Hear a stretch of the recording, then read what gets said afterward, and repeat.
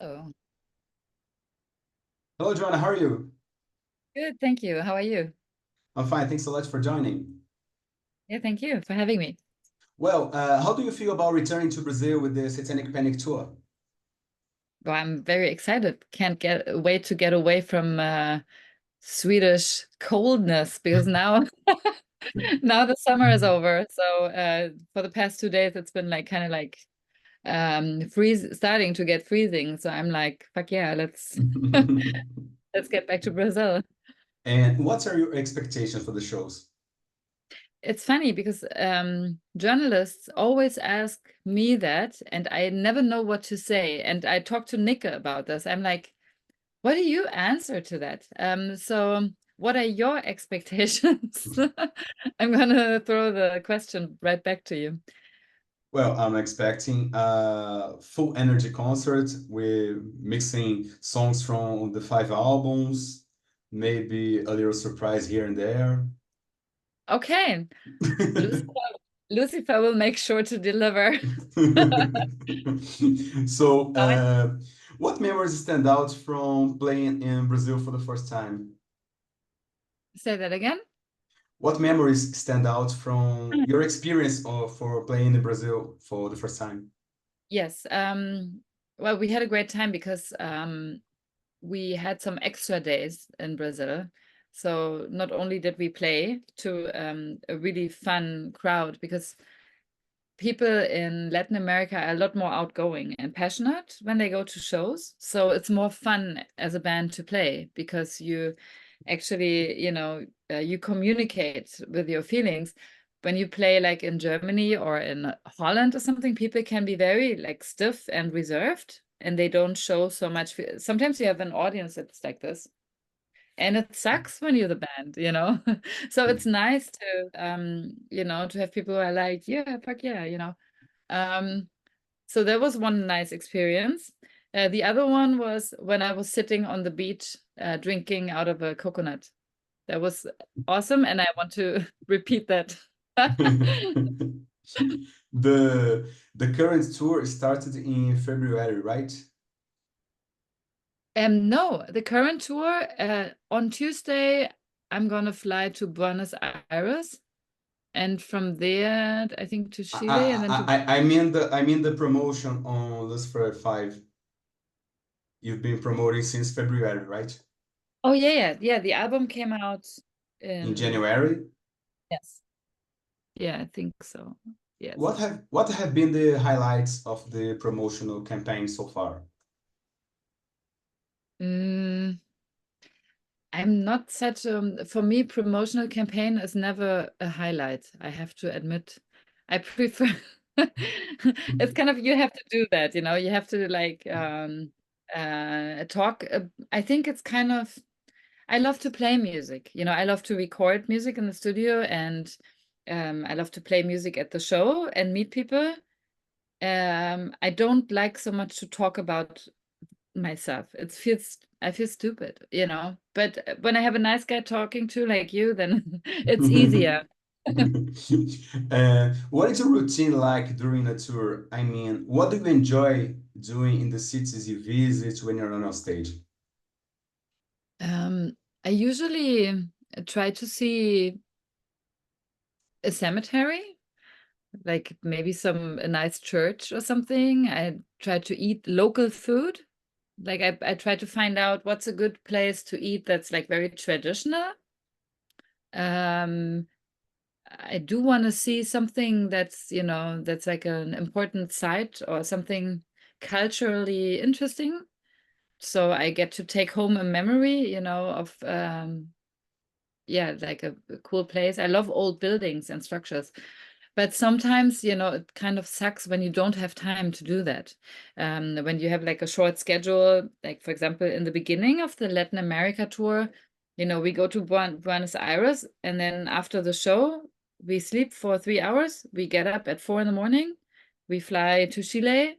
Then we do the same thing. And then you can't see anything. And that kind of sucks. You kind of look out of the like airplane window and it's like, oh, beautiful mountains, then you take the from the airport to the hotel and so you don't see so much. usually you go out for dinner or you have lunch in the day or something. If you're lucky, then the venue is close to something cool, so you can walk around a little bit. That's why I love when we have like some off days. And I think we have some off days in Brazil this time again. So. And there's a lot of cemeteries and nice place to eat. Yeah. I mean, last time when we were in Brazil, it's like I feel like I gained 20 kilos or something because the food is no, but the food is really good. But it's like also like it's a lot of meat and cheese and like all this Yeah. stuff.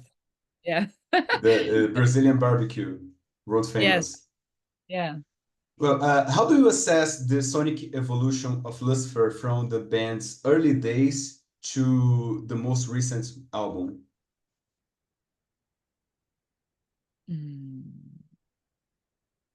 Well, the first album was way more doom. It was a straight on doom album with a little bit of 70s psychedelic influences. But I would say it was like 80% doom metal.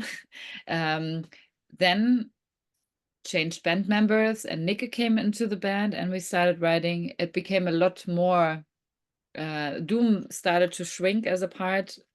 It's still there, but not as much as the other stuff that is more like 70s heavy rock stuff. You have some heavy metal influences. You have some soul even in there. Proto metal stuff. It's a lot of different stuff that we listen to that kind of flows into the music.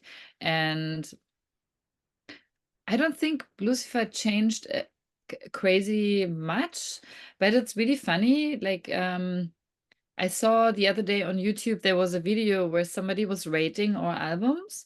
And then I looked at the comments and it was kind of funny because everybody had a different opinion. Somebody said, no, this album is more doom, but this album is more 70s. But then another person said the exact opposite. And one person said, this album is a lot more dark than that one. And then another person thought, no, that one is more pop and that one is more dark. So it was super confusing. And I think it's because we didn't change a lot, but we always have these ingredients. Like it's a little bit, you have a pop element with the songwriting, but it is metal, it is doom, it is 70s rock, it's soul, all these elements, but in different proportions, they move around, you know. I would say though that the last album, Lucifer V, is in my eyes probably, if somebody said, which album shall I start with? I'd say, yeah, start with Lucifer V. It's my favorite album of our stuff.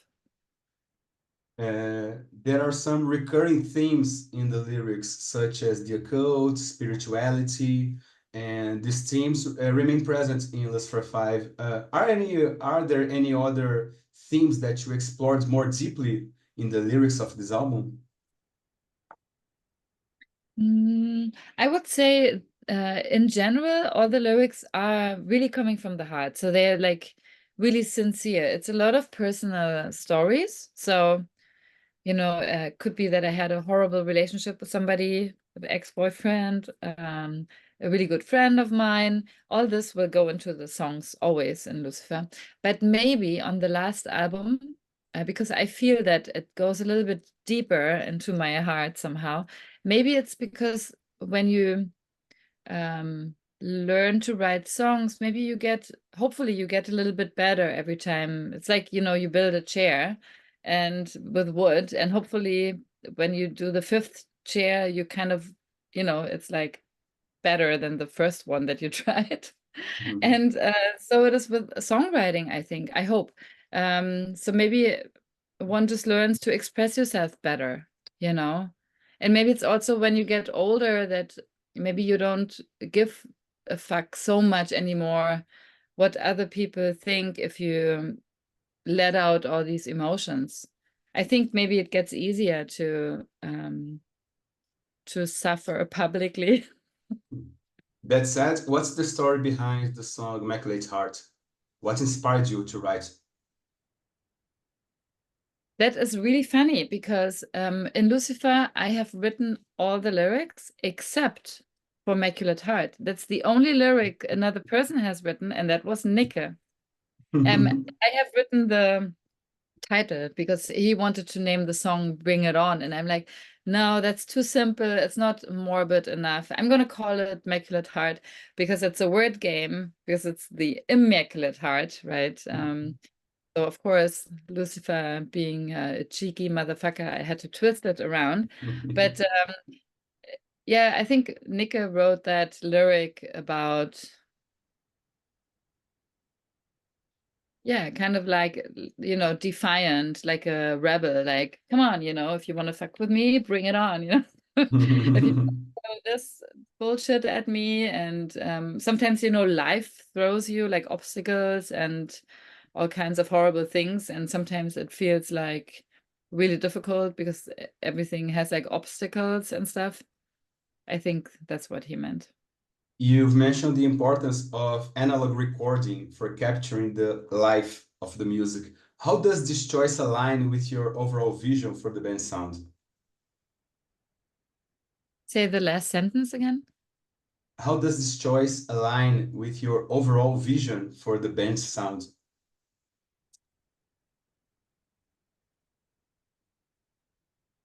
Wait, hold on. Can you, okay, elaborate again? You've mentioned the importance of recording in analog Yeah. for capturing the life of the music. Oh, yeah. I like to develop on this concept of life. Well, I think what it is we are not a fan of like, oh, like super modernized production, because a lot of people, you know, a lot of rock and metal bands nowadays use computers to do a lot of work for them, or to make the production sound very streamlined and very plastic and very like perfect.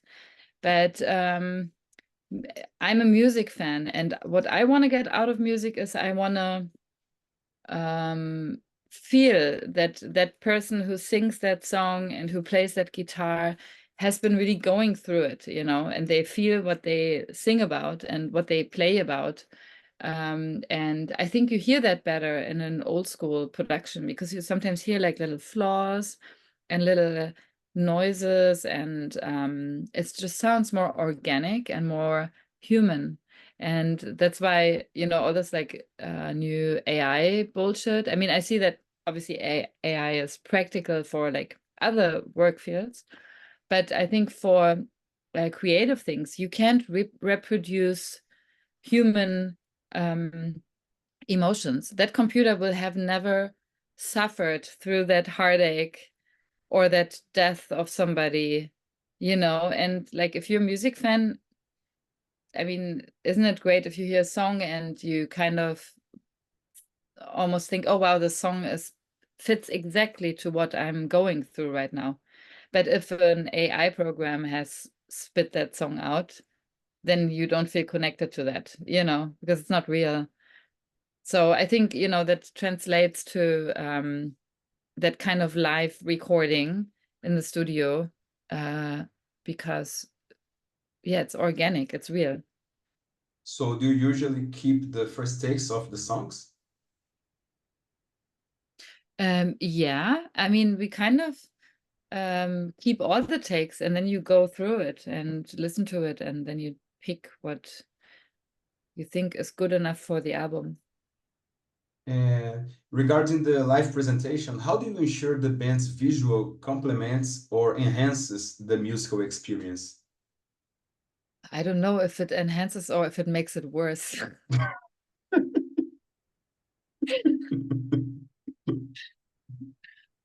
But, are there any specific visual elements or concepts that you find particularly powerful? Yeah, I mean, on the last tour in Europe, we had I bought a coffin, a real. I bought it for myself. It's great because now Nicke doesn't have to buy one when I die. Wow. Well, you never know, you know, could like be in an airplane crash or something. Oh shit, I shouldn't say that. Knock on wood. Okay, but It's actually cool with a coffin on stage because I'm somebody, I'm kind of insecure. I know it doesn't look like it, but I am actually a shy person. And when you only have a microphone and you don't have a guitar to hide behind, you sometimes feel a little bit insecure. I mean, I bet if I would, I don't know, are you in a band or something? I used to. I used to play the Okay. guitar. Okay, but if I only give you a microphone and then you're all of a sudden in the middle of a stage with the fucking microphone and you have to entertain everybody, it's can be not so nice sometimes. I'd feel kind of exposed. Yes, exactly. Yeah. So the coffin, I realize is great because I get to, because a lot of songs are about people. So I get to play with the coffin. Like I can be like sing to the coffin, I can sit down on the coffin, I can cry on the coffin, I can, you know, have a glass of wine and cheer. It's like it gives me something to play with. So I actually love that. And people are always a little bit like, because I usually put it in front of the stage in front of me. So people like want to touch it and stuff, you know. I think, and everybody can relate to what it symbolizes, you know. Uh, so I'm a little bit sad that when we come to Brazil now, that I won't have a coffin. So shout out to all you morbid coffin owners of Brazil.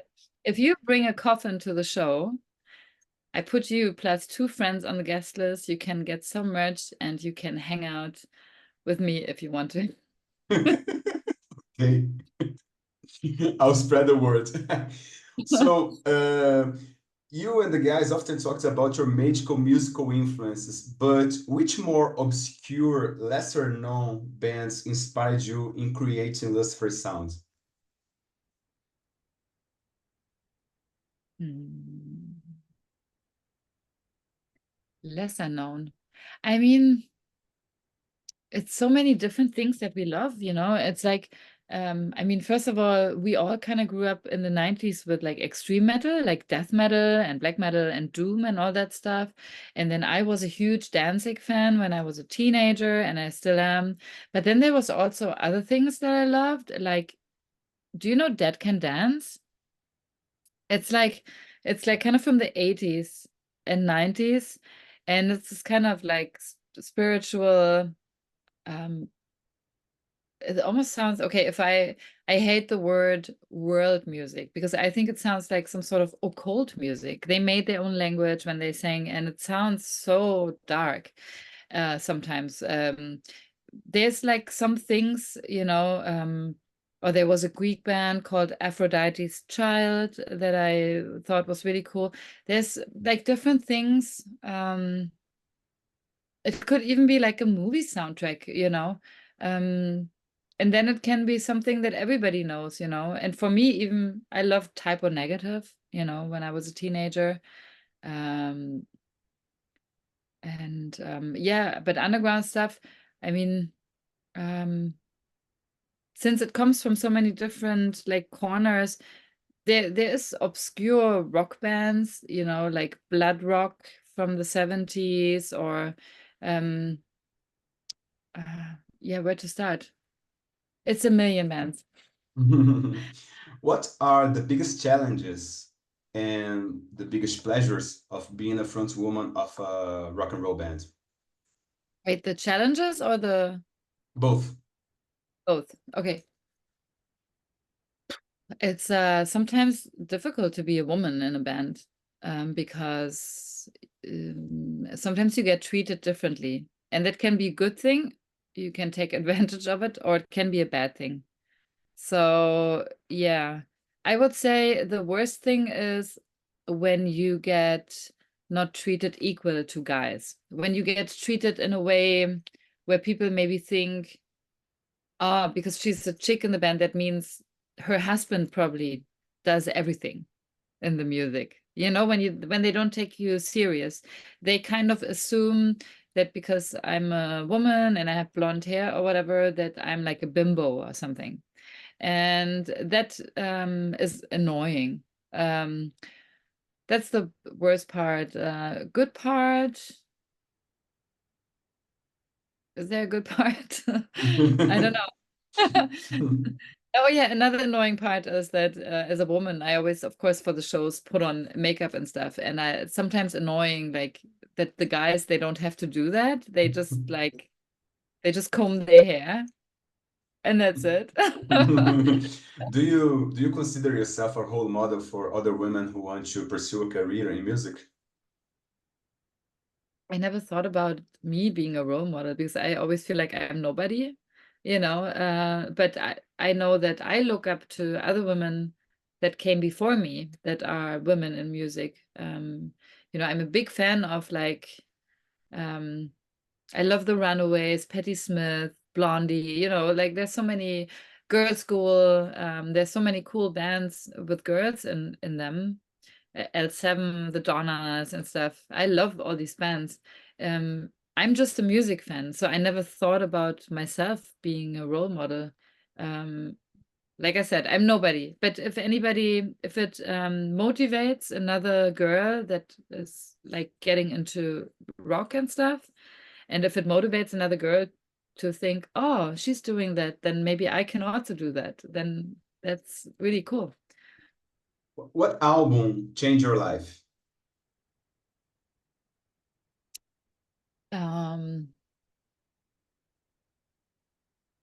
Danzig 3, How the Gods Kill. Very Black Summer. Yeah, I love that album. Yeah. So do you have a favorite song of all time? Favorite song of all time. Yeah, many. Many, but okay, here's one of the many favorite songs that I have. Whiter Shade of Pale, Procol Harum, because it sounds very nice, but if you understand the lyrics, it's very, very morbid. And so that kind of captures some sort of morbid beauty that I am very interested in. How do you like Lucifer to be remembered in the history of rock?